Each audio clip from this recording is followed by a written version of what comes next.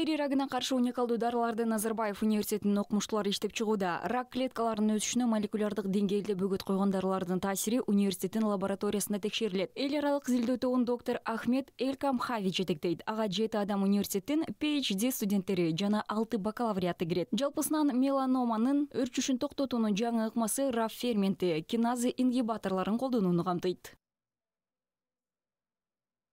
By inhibiting this enzyme, by binding to this enzyme, our small molecules. Бул ферментти бөгөттөө жана биз бул жерде тапкан кичинекей молекула менен байланышуу аркылуу биз бул ферменттин организмдеги өрчүшүн токтото алабыз. Ошондуктан биз бул дарыны меланомду дарылоо үчүн колдонсок болот. Бул келечекте RAF киназасы менен жасоого аракет кылып жаткан негизги нерсе. Менимче кийинки кадам балким биздин кошулманын күчтүү тугундууларын иштеп чыгуу болот. Жана биз кийинки этапка клиникалык сыноого өтсөк болот.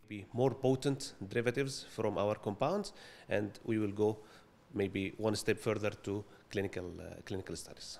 Окумуштуулардын алгачкы изилдөөлөрүнүн жыйынтыгы абройлуу илимий басылмалардын биринде жарыяланды. Бул аларга клиникага чейинки сынактын кийинки этабына өтүүгө мүмкүндүк берет. Келечекте жаш изилдөөчүлөр залалдуу шишикке каршы башка дарыларды иштеп чыгууга ниеттенишүүдө.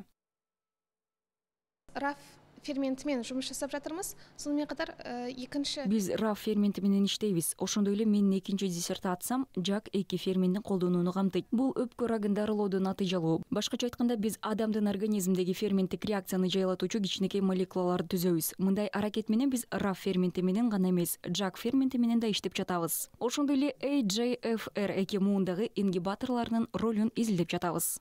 бар. Сосын EGFR2 ферменттермен де жұмыс істеп жатырмыз.